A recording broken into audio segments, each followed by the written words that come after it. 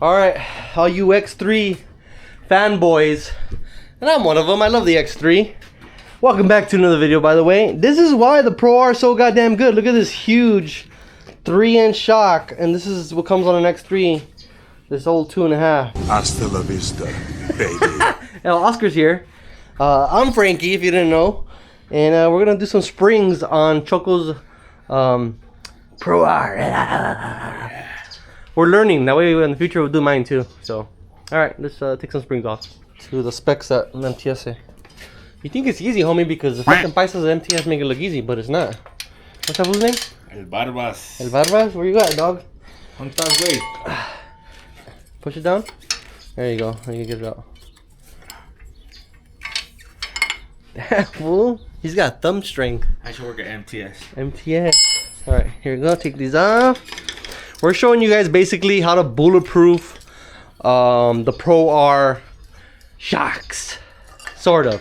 Yeah, I would say bulletproof. This is like the #1 fix for a problem that is very common. Alright, in this case, we're going to be using the MTS springs. These are MTS. We got these in a nice gold to match Oscar's wheels. Oh, well, to match his paddles. He don't have no gold on it right now because these are the dirt setup. But this is a flamingo gold, and I like it. So don't copy his color, but it's flamingo gold. I'll leave a link in the comment section so everybody can have the same color. Nah. No, but it's a nice color. I really like it. It's got a lot of this is a dual stage, so they spray it with some sort of silver, and then there's a translucent gold that goes over the top. It looks really good. But anyways, that is not really the bulletproofing part. The bulletproofing, damn, I can't say that fast. Say that? Bulletproof. Bulletproofing. Bulletproofing. Bulletproofing.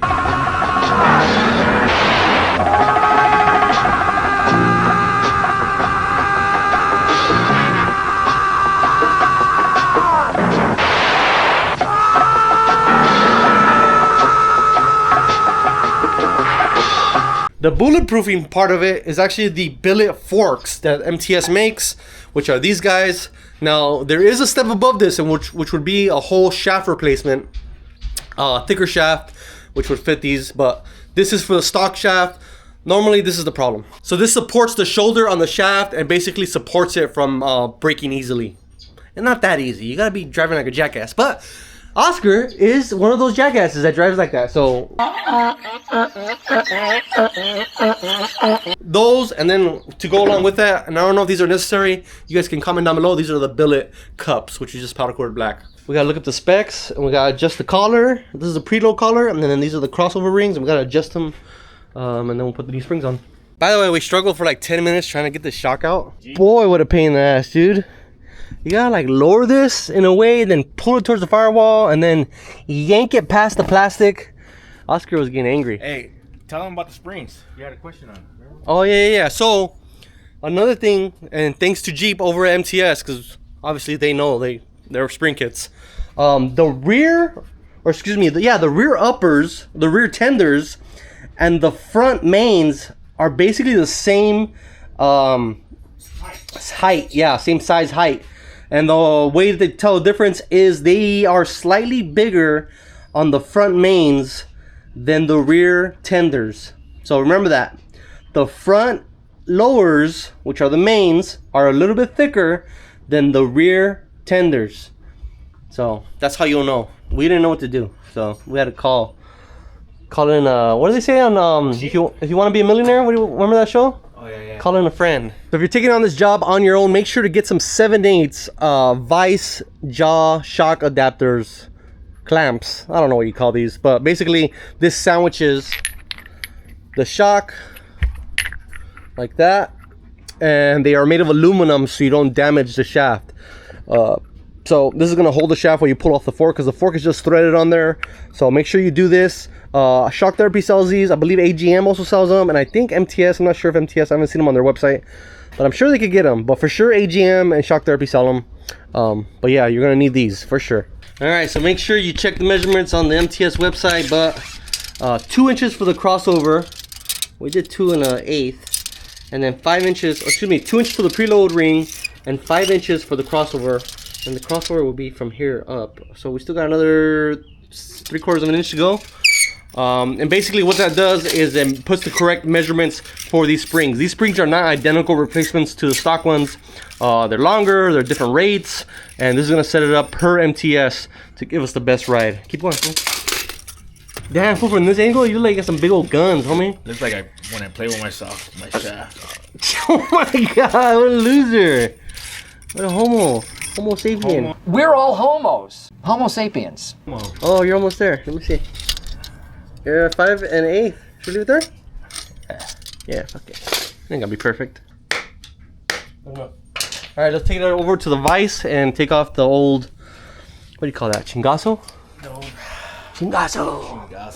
Another problem that we're gonna face right now is that well, I wasn't really aware, my powder cooler wasn't aware, but we probably should have left this part of it not coated, because this actually is supposed to sit in here, and right now it's not. So whoops, what an idiot. Well, at least everybody knows now. See, there's supposed to be a nice tight fit like this one, see? And it's a pretty tight fit. So now, for sure, we're gonna have to take off the powder coat here. It's hammer time. Let's hit it with the hammer. We got the shock in the vise, and we're gonna heat this guy up with the old torcheroni. Don't go too crazy, but basically we're just gonna heat it up. Here, evenly heat it. And then I'll grab myself a screwdriver somewhere around here, and we'll put it through the holes of the fork, and we'll twist that guy right off. And I think when you put the new ones on, you're pretty much gonna wanna put some red Loctite.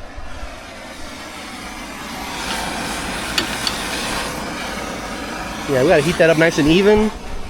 Get it warmed up because the Loctite's in there. We gotta melt that stuff. Yeah. Ooh. There we go. Come right off. That goes in the trash. And then you're gonna want to clean up these threads real good. Where's that brush I gave you, fool? I want the plastic. We'll clean that right up, and then basically you just put the freaking new fork on there with some red Loctite or green. That's what they're using. I got green stuff. Oh yeah. Little sand action. Let me see. Wait. Yeah, that's right. It'll work. All right, we're gonna copy the OEM and use the same 270 Loctite. Oh, this is the red one. No, it's green. It's green. The label looks red, but it's green. A little dab will do ya? No way, you don't need to put that on yet. That's when we put the springs on. You idiot. What an idiot. What an idiot. It's gonna be tight as fit. As long as it fits. And we'll put that sucker on. Loctite's already on. Oh yeah! That's tighter than it was. Alright, so now we got that. We'll loosen this guy up. Take these jaws of life. They are aluminum, so no damage to your shaft. This is one of those jobs where you could probably do at home if you rent a spring compressor from AutoZone, but the spring compressors really suck. This thing's awesome. Sometimes this is the kind of job you just have a shop do, but at least I want to show you anyways. Get your tender. The tender is the one that keeps all the tension on the springs. So this is your upper. Ooh, look at that gold, folks. Gold! I love gold! I love gold! We'll put that in there. Try not to damage our forks, because they're pretty. We'll just drop that in there. And then this guy goes fat side, facing. Oh my god. You're kidding me. It doesn't fit. Oh my god, the powder coat way. Squeeze that motherfucker in. There you go, a little WD, nothing happens. So like I was saying, the fat side you want facing down, or in this case up. And then we'll put the other one. What do you say, the thicker one, right? Yeah. Thicker one. Oh, these look sick, fool. These look hard. Already smack. Look at that in the sun. Oh, man. So they're gonna get fucked up with the sun, but this is the life we have. And then you want to line up the ends 180 from each other. The reason we do that is so that the springs aren't kind of, they don't like push to one side, it'll become more evenly distributed as far as the the springivity it's given. Can you do that again? I just make shit up. It's an elephant.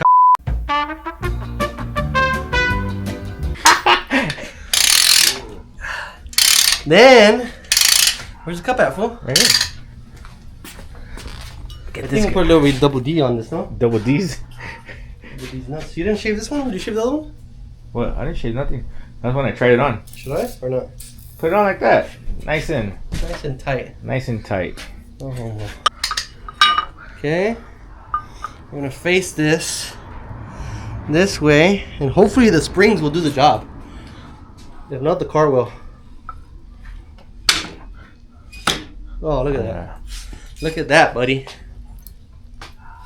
Look at that. Also, keep in mind, I try to do it so that the cup and the fork are facing in a way where the opening is towards the front, and then this was towards the rear, just so you don't see it. You know what I mean? So now the problem is putting this on without damaging everything. It looks good though, fool. It does. Gold member. Oh, you're wearing a shitty shirt, you idiot. Alright, 1, 2, 3. Jeez, perfect thumbnail. Now you can watch it struggle. Oh, it's easier going in, huh? How's that?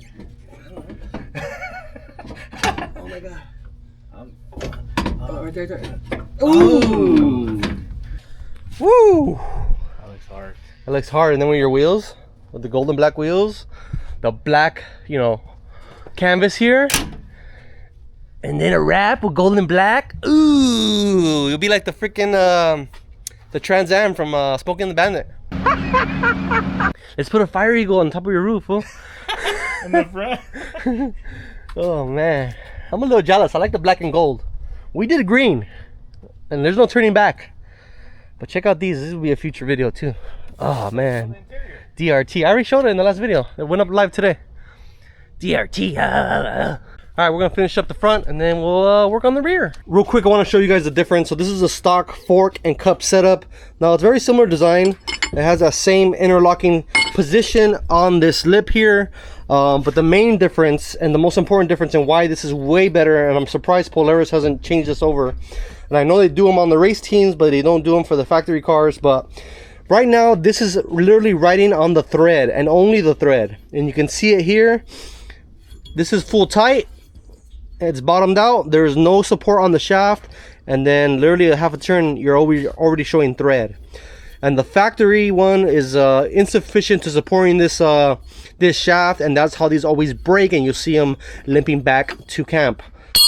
Obviously, hard enough hit, you're still gonna break stuff, but just from a hard hit that's not out of the ordinary, you should be able to be safe. Now this interlocks the same exact way. Take that off, Oscar.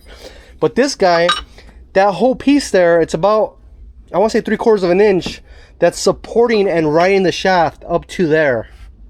So once you screw that in, see, we're already on the shaft, we're already going in, and this is going to ride up about 3/4 of an inch and support the shaft so the threads don't just snap off. You're actually going to have to break off all the way from the shaft, which is a lot harder to do, and why this is a must-have for any Polaris Pro Turbo R or Pro S owners.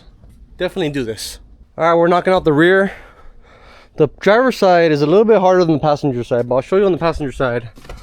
Bolt and nuts on the inside. It's not that hard to get to. Breaking it loose with the hand ratchet 1/2 inch works great. And then I have one of these 1/2 inch electric ratchets. If you don't have one, it's gonna be a mission, but you're gonna be taking it on and off, back and forth.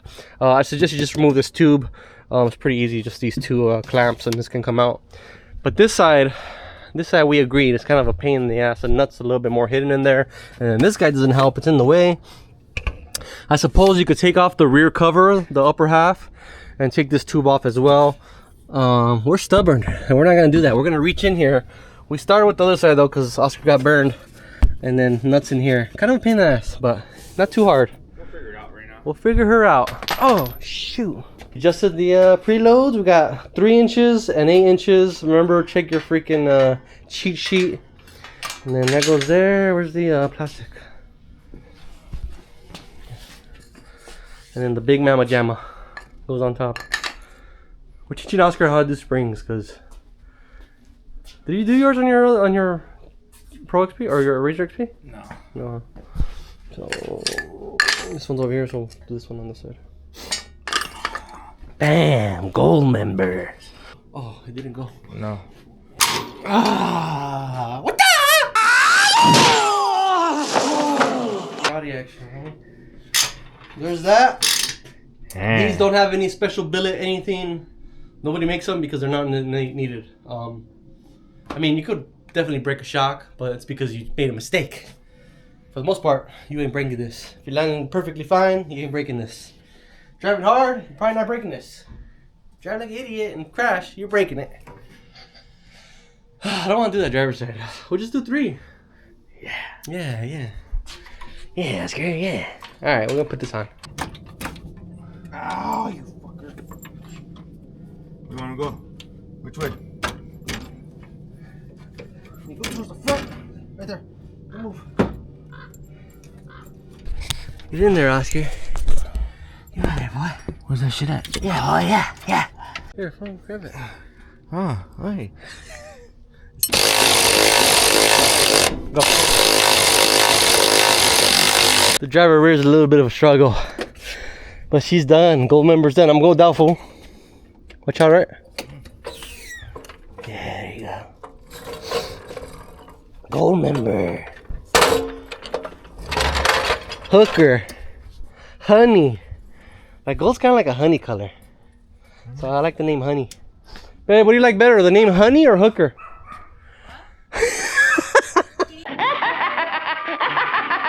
Alright, that's it for this video. Just a little quick install, not a long video. Let me know if you guys like these not so long, just short videos. I can make more of these when it's just something small we're installing. So it helps a lot more when, you know, I got a helping hand or I'm helping him.